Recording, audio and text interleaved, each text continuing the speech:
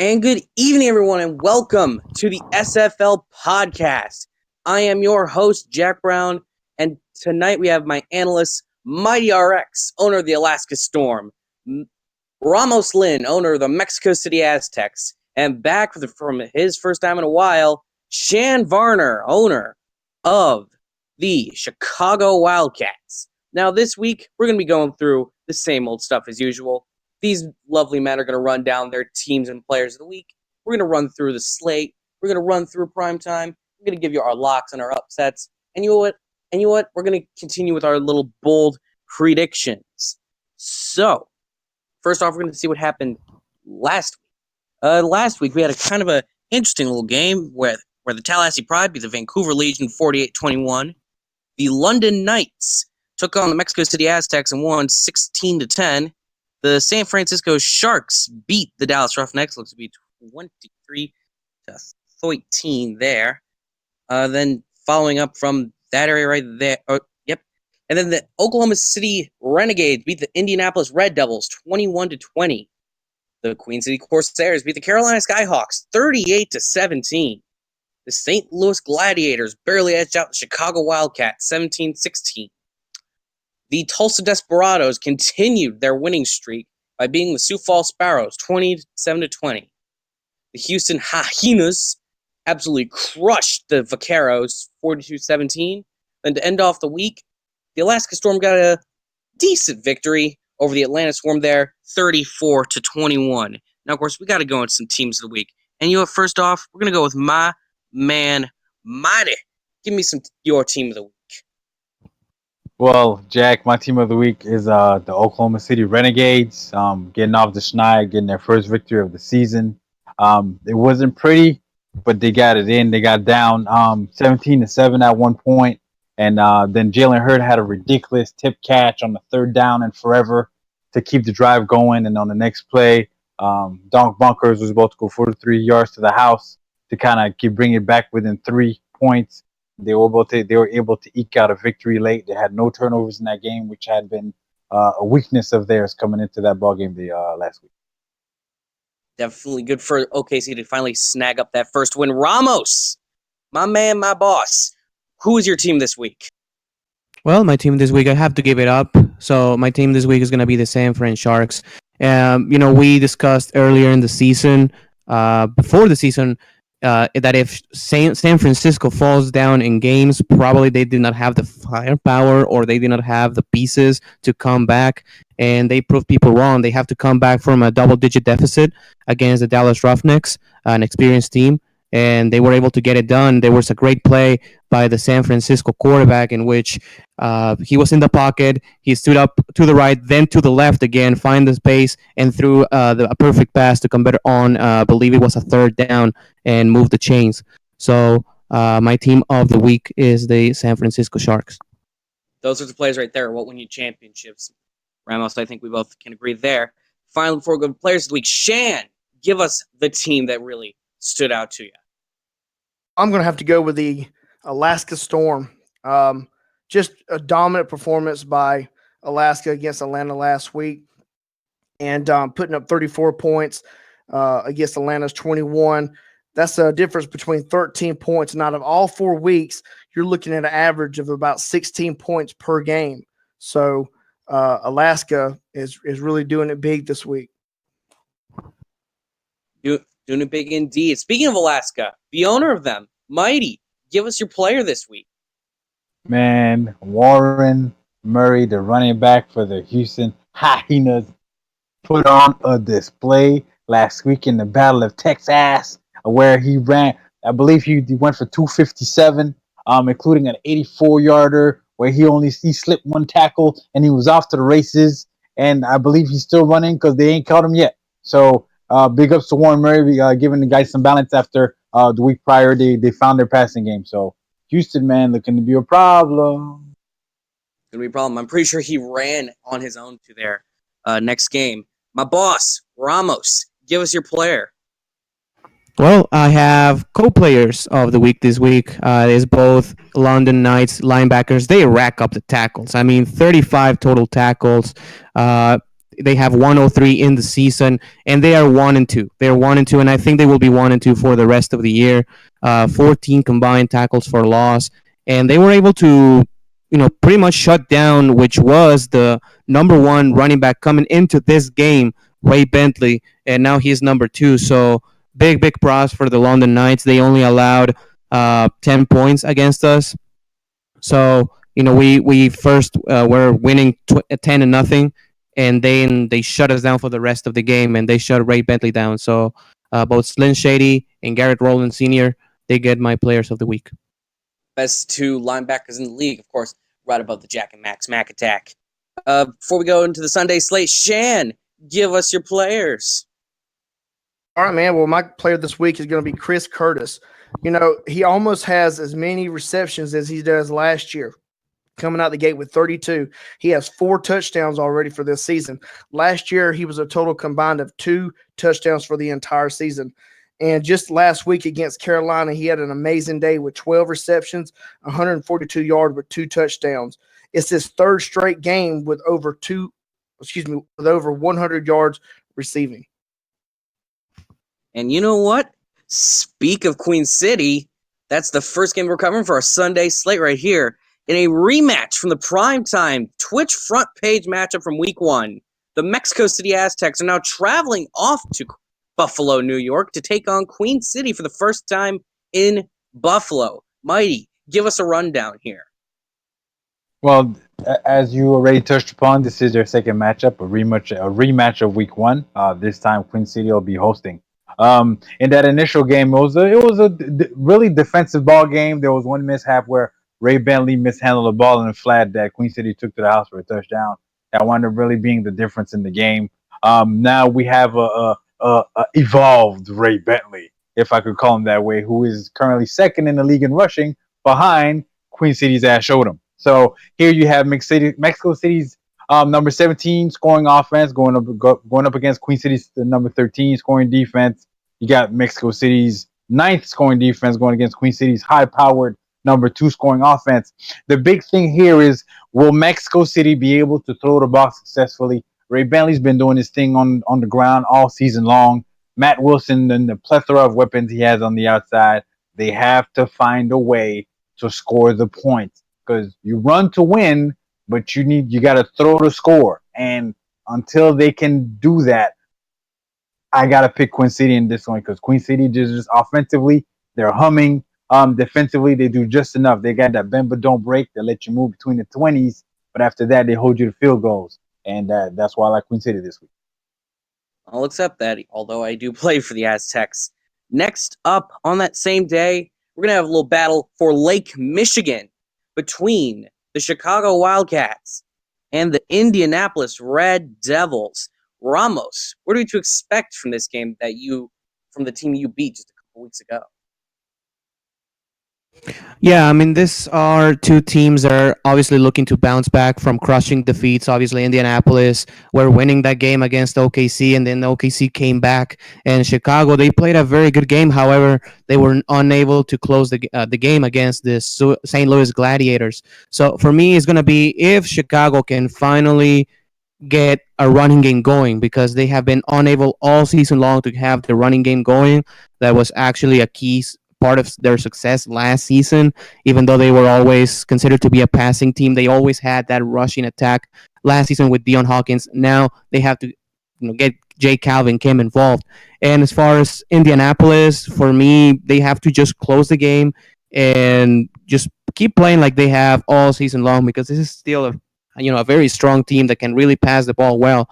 So it's going to be, again, for me, if Jay Calvin Kim can get going, and if Indianapolis can pass the ball against this fierce secondary that played a great game against St. Louis last week.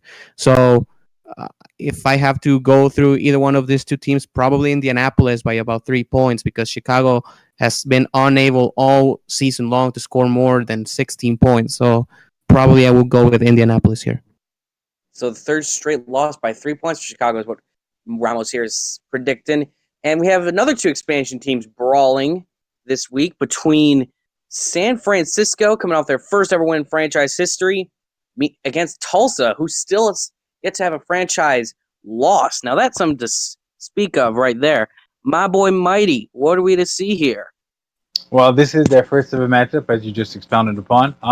San Francisco brings in the 16th ranked scoring defense. They're facing Tulsa's number 5 scoring offense.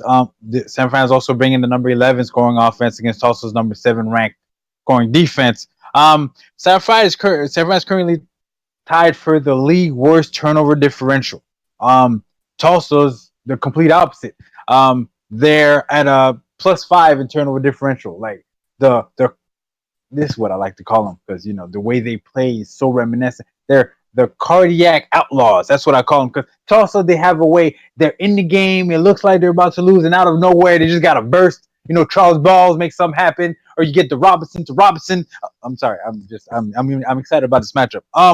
San Fran has to find a way to stop Dion, so that way they could force Tulsa on the 3rd and longs, where Abner and the rest of that D-line can put some pressure on Robinson. If it's not possible to slow Dion down, whether in the running game or the passing game, San Fran is going to be facing a long game. Because of that, I like Tulsa. I don't like San Fran's chances this game. Now, Mighty, I can't believe we're getting too excited there. I think we're all very excited for this game. And now we head out east for an Eastern Conference brawl between the Atlanta Swarm and the Carolina Skyhawks. Shan, what are we to expect from this game? Well, Jack, I'll give you my 3 points from each aspect of these teams. One, Atlanta has to go out and they're playing and doing a great job both in the run and the pass.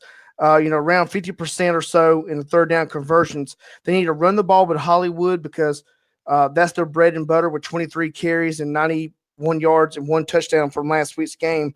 Also, my second point would be Atlanta has to avoid being sacked by Phil Hall in this game. It's a big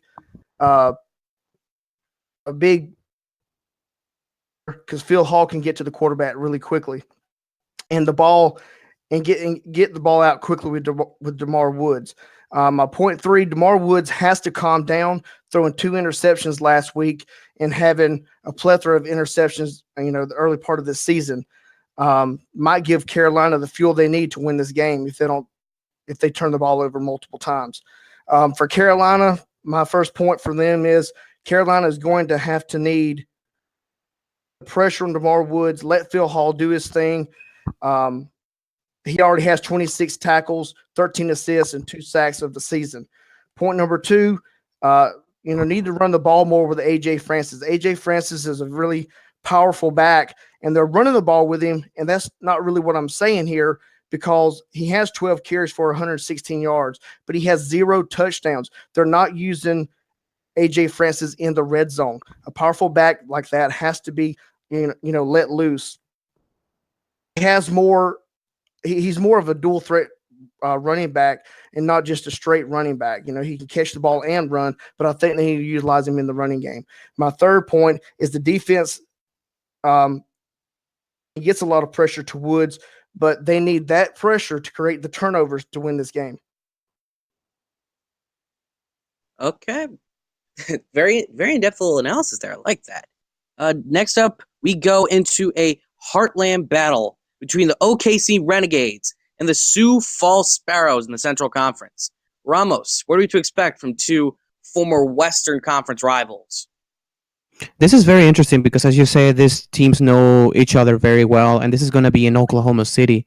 So Oklahoma City, I think, has a lot of momentum and has a lot of confidence after they were able to eke out a win last week, and Sioux Falls lost against Tulsa. So, it will not surprise me if Oklahoma City Renegades pull this upset off, because, as I said, this is a very experienced team that can really, when they get in a roll, they can really play very, very well. I will lean still towards the Sioux Falls Sparrows because of their front 7 and their secondary. I think it's going to be difficult for Oklahoma City with Don Bunkers to really have control of this game. And I really like the Sioux Falls offense as well, matching up against the Oklahoma City Renegade defense. So Sioux Falls on the road, probably by about 5 points. But it will not surprise me really if OKC pulls out this win. So you're going to be seeing OKC as a town go bonkers there. I see. Finally, before we go into our prime time games, we have the Dallas Roughnecks taking on the Alaska Storm, two teams that have had very different seasons, to say the least. Shan, what do we expect out of this? Okay, as always, I will give you my 3 points for each team, starting off with Dallas. Dallas comes off to a heartbreaking loss, 23-13, from the Sharks at home. So my 3 points for them this week is going to be, number one, they did a great job last week, getting the points early, scoring a touchdown, getting a field goal, but they had 2 turnovers that hurt their chances of coming back in the second half. Number two, got to get these third down conversions. They're 3 of 8 of 37% from last week's game. They've got to turn that around, and they've got to utilize their running back in this game. Point number 3, defense fell short. And when you're struggling in the third and fourth quarters of the game, it's really hard to come back. And they just did that. They struggled in the second half and allowed get back into the game in the fourth quarter, scoring 2 touchdowns. For Alaska is Alaska this year, guys. They've won on the road. They've won away. They've won at home. So my 3 points for them are coming out firing on all cylinders. They stay ahead of the game. They score the first points. They get out there and they get after it. Second, even though they don't have a running back, they're managed to get in those yards with the running back to keep the defense honest, and bringing that defense down allows them to pass the ball even more. Point number 3, I would like to see them have more passing in the receiving core and not just to Optimus Klein, which Optimus Klein's a great receiver. He has 10 receptions, 277 yards for 2 touchdowns, but I would like to see them get more guys involved, Robert, Jeff, get some of these other guys, some of these other wide receivers involved in this game and be even more deadly. More deadly. That's all I got. All I got to know, guys. And now we go into our prime time slate for this week. We're going to start off with the Monday night doubleheader, starting off with St. Louis taking on San Antonio, two teams that you'd not expect to see in prime time anytime soon if we went off last season. So, Mighty, what are we to expect from this? Well, in this Monday night matchup, first time they've ever faced each other. St. Louis got they're league average, but in being league average in both offense and defense, scoring wise at least, they don't turn the ball over. They're tied for the league lead with only 3 turnovers on the season. San Antonio is going to have to find a way to force the extra turnover to flip the field and get some easy scoring position out of that. St. Louis's defense, a lot of bend but don't break. If San Antonio can't find a way to take advantage of the opportunities given to them, they're not gonna get out of, they won't be able to bring the hometown, the W in front of the home crowd. With all that being said, I think they'll be able to, as well as that secret weapon they call a punter. And I like San Antonio on Monday night. So you're taking San Antonio. Shan, do you agree, or are you gonna have to say not so fast? I'm going to have to say not so fast. I take St. Louis in this game. Both teams have a great running back. They're used very well. St. Louis defense playing very fierce, but I think their offense is better. Offense has 3 turnovers only for this entire season. So I look for them to do damage against San Antonio's defense. All right, so now we have a 1-1 tie. Ramos, who do you give this to? Alrighty, I will agree with Shan here because San Antonio is really struggling stopping the run. They did last week against Murray from the Houston Hyenas, and I really love Denzel Diaz from the St. Louis Gladiators. I think he will have a very good game. I like St. Louis to win this one.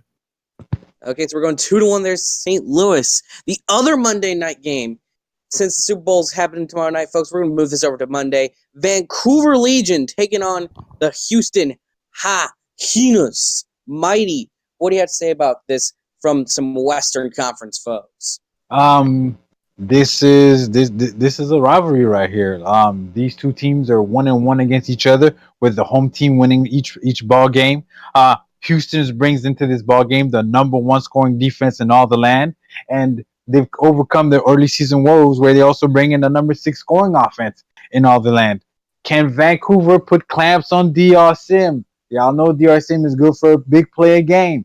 Can Vancouver prevent that from happening? And also, can Vancouver put clamps on Warren Murray? Warren Murray's in the groove now. He's got 2 straight games with 100 yards. If Vancouver's defense, who is struggling right now, being dead last in the league, if the defense can't muster up and at least get in the way enough for their own offense to do something with it, this is going to be another long game for Vancouver. Give me Houston in this one. Okay, so we got 1-0 to Houston. Shan, do you agree or disagree here? I got Houston as well. I think Vancouver needs to get out, start early, get their defense going, and because their defense is okay, but they need to play lights out in this game. Off a huge win against San Antonio. San Antonio's played them, I believe it was the last week of the season last year, beating them 55-0. Huge deficit. I think Houston's going to come out swinging, try to get back into this game. They also have something to prove this year against the Legion. The Legion also kept them from the playoffs last year, so that's something big between these two rivalry teams. Alrighty, and so now for the final look at that, Ramos, give us this from your Western Conference adversary, playoff adversaries. That. Yeah, make it 3-0, a sweep. I also like the Houston Hyenas. The Vancouver Legion defense, they have not been playing very well. And the Houston Hyenas on the last 2 weeks, they have scored 82 points in the last 8 quarters of play. So Houston is really coming to play. I love Warren Murray. I really like DR Sim. The quarterback is playing really, really well. And on defense, they are actually underrated right now. They only allowed 6 points against the Dallas Roughnecks, and they only allowed 17 against the San Antonio Vaqueros. So that's 23 points in the last 2 games. Houston Hyenas playing really well. They are at home, so give me the Hyenas as well. Alrighty, so now what we're here for tonight, folks. Tonight we have the Tallahassee Pride going over to London to play the Knights of Such. Mighty, give us a little bit of a dive, or as much as you can. Well, seeing that this is the first ever matchup between these two, it's kind of difficult, but I had to look behind the numbers. And then in all of Tallahassee's games this season, they've had one explosive quarter. What's an explosive quarter? I consider an explosive quarter any quarter where a team scores 10 or more points. Well, they've had 5 explosive quarters this season against Vancouver. They had two of those. They had a second quarter explosion, and on the way out the door, like, hey, you know what? We'll give you another explosion in the fourth. Can London prevent a Tallahassee explosive quarter? If they can, they'll have a chance late to pull away and find a way to win. If they can't, it's gonna be Tallahassee running up the score again, where that D-line gets the feast on the quarterback. That's London. That's London task tonight. Alrighty, now that you see the keys to the game, Mighty gave us ours. Ramos, give us yours.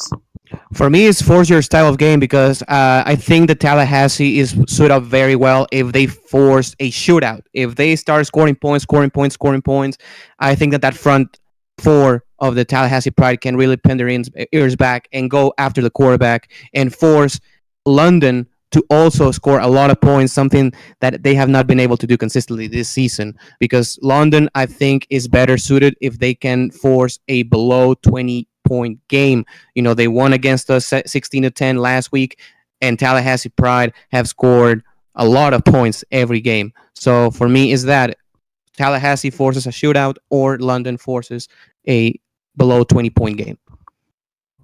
Alrighty, finally, Shan, give us your key.